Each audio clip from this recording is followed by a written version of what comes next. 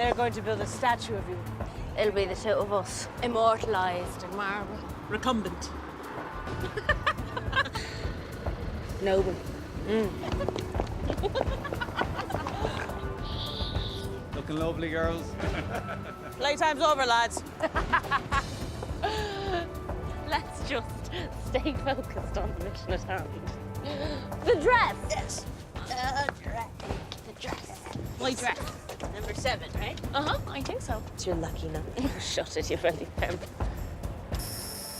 That was a clip from Animals, which stars Ali Shawkat and Holiday Granger, who join me now. Thank you for being here. Thanks for having us. I'm not going to lie, I'm going to go straight in away. I'm method presenting today, have a little bit of a hangover, which I felt is totally appropriate for the film, to be honest. Totally. We should all have wine with us now, to be fair. It's fantastic. Before we kind of delve into it, though, can you tell us what the film's about, in your eyes? Take it away. Yeah, I think it's a story of two women, Tyler and Laura, and it's a story of their friendship and how they're navigating their friendship as they kind of try to move on from still living the party in a kind of stasis, and Laura at least is wanting to be more productive. She's wanting an outlet for her creativity and isn't finding it, and it's about them navigating their friendship, and as Laura kind of starts to explore other friendships and relationships, and tries to kind of find her self and sense of self in life. Yeah, Dublin is the backdrop to the film. Do you think it did it become part of the story, that setting? Was it an important location, do you think, for their world? Well, the book was based in Manchester. And then when it got moved to Dublin, I think naturally anything changing from the original, maybe, Sophie and people were concerned, but Dublin ended up being just a perfect match for this kind of story. It was my first time in Dublin, and it's an amazing city and the people are so welcoming. It naturally has a very strong drinking culture, and also that's not even a good way to describe it. Just a culture of like, tonight might be the last kind of, and and that's very much the energy that Tyler and Laura, at least at the beginning, are carrying with them. So I think it's suited very well. And then just as personally, I had the best time being able to, shoot in these locations and places that we would actually party in, that we'd be shooting in the next day. And it's kind of has like a village aspect to it. So you kind of get to know everybody right away. And it was just, we had a real, what is it? A gas? No. What's the term? Gas crack. Yeah, crack. Crack. Yeah, we cracked a gas and there's gas coming out of cracks. Did you almost kind of do like a recce then, in terms of, because you guys had never worked together, and there wasn't an audition process, was there? It was kind of, you did some Skyping and things like that with Sophie, the director, and stuff. Yeah. But in terms of, where did you first meet before you started filming? We met in Dublin. Amazing. Just like a week and a half. Actually. In a bar? Yeah, the first time we actually met was in a bar. Yeah, Sophie and I had dinner. I had just landed, and we went to go meet up with holiday shoes with some friends, and already on one. It was a great introduction. Yeah. Well, that must be. I mean, it's a forced friendship, really. Do you know what I mean? In terms of you're going to be working together for, and it was a couple of months shoot sort of thing. It's kind of, it's a weird thing of being forced, and the chemistry is so important between the two of you in this film, and it's incredible to watch. It feels like such a truthful friendship. Right. How did you find that kind of, this dialogue that they have with each other, and this amazing friendship? I think Emma's writing so beautifully kind of poetic. She manages to tread this balance of poetry and just honesty. Yeah. And we had sort of had like mutual friends anyway. So I knew of Alia and so when we met, and obviously I'd watched interviews with her. And so when we met, I was just like, I'm going to like this watch guy. interviews. It's one of the great things about the internet. I think there's also just, like anything in filmmaking, it's all about the hope that things coalesce. Yeah. I think Sophie, Holiday was already attached when I Skyped with Sophie, and it's luck and hope and timing in both of our lives that everything kind of, we have similar paths. We've both been working since we were pretty young, and we have similar disciplines. And so I think going right into it just with the rehearsal process and everything, and we're just kind of like-minded. So we just hit it off really well. But it's all kind of luck. You can't really create it. It's not like today I decide to have chemistry. Today I don't, But I think we were lucky. I mean, we definitely got on straight away anyway, but Sophie had set out some little tasks for the rehearsal process, which was really, kind of loosely, like the taskmaster with the whip, but, which were basically sort of getting us to get to know each other as we got to know the city, sort of, or just suggesting these are bars that we're going to be filming in, so why don't you go here, maybe ask each other these questions, sort of semi in character, semi as yourself, and fantastic. They were just like great springboard. She did that with all the characters. And they were just great springboards to sort of get you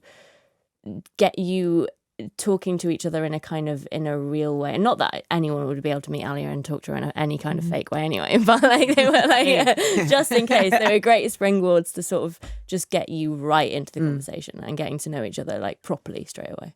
Your accent's amazing. Yeah, right. Oh my God. It's so good. Thank you. I had to kind of look, I was like, I'm sure I've interviewed her before and she's English. Because this is a great accent. No, I was like, because I got attached when because the book's set in Manchester, and I fell in love with it because of that. Almost. Because I read the book and I was like, not only do I know these women, but I know the setting. I know this place. I know everyone. I know the music. I know the culture. I know it. And so when it was moving to Dublin, that was a sort of a little bit of heartache for me, slightly, just because it was just like it was like, oh, Manchester, I'm letting go. You do, but then I think there's quite a similarity with Dubliners and Mancunians, and Dubliners do have that kind of pride that I think Mancunians have. And I think just culturally it's so easily translatable. Yeah. And it just meant that it made for more fun. It got that then when I was in Dublin, I've always wanted to do an Irish accent anyway. It meant that it was just stuck in there, getting to know the city, having to get to know the places that they would have gone. Yeah. And with the accent. people. Can you say something for us? No, absolutely not. Not right now. Because I used to do a show with a guy from Northern Ireland, and I he would take the mick out of my accent and vice versa. And, You're Scottish, right? Yeah, and I had words that would get me into the Northern Irish accent. So Parshar. Yeah, or film was another one as well. It's kind of quite funny. There are certain things. You would say some words. Yeah, I can't remember what in my the words taxi were. in the morning when we get the the same car. Oh, yeah. He'd be practicing these weird names, and I was like, okay. Oh, that was there's an accent thing that I picked a girl from Dublin that I was just I like her voice. So then I was play it over. Oh wow, amazing! And then to begin with, obviously it was Saoirse. I just watched. I know everything about Saoirse Ronan now. I've watched so many interviews with her. Oh, because she's got such a brilliant kind of. I don't know what the right description of it is, but it's a kind of proper thick Dublin accent she's got. And it's kind of rough and it's kind of growly, and you nailed it. Great. And but then as you get there, you sort of then you start to go, oh, but this is North Dublin, this is South Dublin. Which one should I? And then I start to pick a member of the crew. I'm like, you. I'm gonna be you. Record my lines. Had you read Emma's book? I didn't read it till I actually got to Dublin. I kind of just wanted to have my own take at my ideas on Tyler, and when we met, and then before we started shooting, I read it in 48 hours. Yeah. And it's brilliant that she then went on to write the screenplay in terms of keeping that kind of, I don't know, I think that always just works best. Yeah. From the source material and stuff as well. Yeah, she did a great job. Yeah. The film's so refreshing in the way that it kind of approaches kind of friendships and how friendships can change. You come together as friends with common ground, but people move, and they, their ideals and their wants and their loves change as time goes on. But the levitation between these two characters, the kind of pool that they have between each other is incredible. Tyler, how would you describe her? Because she's a force of nature. How would I describe her? I don't know. She's a performer.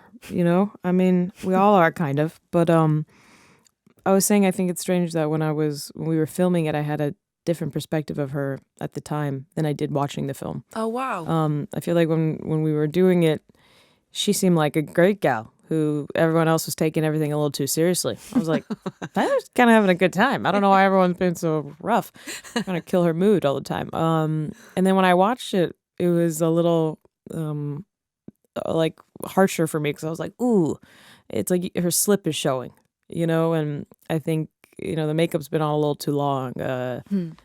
She's been smoking one too many cigarettes. It's just like that feeling of like, it's time to take a nap. And I feel like I saw that when watching the film. And so I ached for her a little bit. But yeah, I mean, she's a great gal. Yeah. She means well. Great wardrobe. Great style. Yeah, exactly. Great wardrobe. We all Got want good a night taste. out with Tyler. Yeah. Oh, yeah, Yeah. totally. Yeah. Yeah. I just want a the next wardrobe day. though. Yeah. Yeah. I want to- Please tell me you got to keep it all. Oh, I wish. It's rented. Everything's rented in this life. What's next for you guys? After Lunch. Yay! Yeah, but no, seriously, career-wise. Yeah, I have a third season of Search Party that'll hopefully be coming out next year sometime. And I'm writing at Right. the moment. I just wrapped on a TV series, a surveillance thriller called The Capture. Oh, It's coming wow. out on BBC One Amazing. in the autumn. One last thing, procrastination is a theme in the film as well in terms of just get on with it. I am the worst. Do you suffer? Yes, massively. It happens to the best of us. Yeah. I don't know. Yeah. I always get everything done when something else is more pressing. Yeah. I like that. Yeah. Yeah, totally. As soon as I've got a self-tape to do, I'm doing my tax return, It's like, Wow, weird priorities. Totally. Yeah. Listen, congratulations on the film again. I really hope to see you guys work together again as well, because it was just a joy to watch you two as these wonderful and brilliant and completely confused and out there friends. It's going to be on at the Sundance Film Festival, I think, over the next couple of days in London if people can get to it, but the film will then be out properly around the country in August, so make sure you go and see it. Thank you so much, Ali and Holly. Cheers. Thanks for joining me. Thank Thank you. you very Cheers so much. much. Thanks.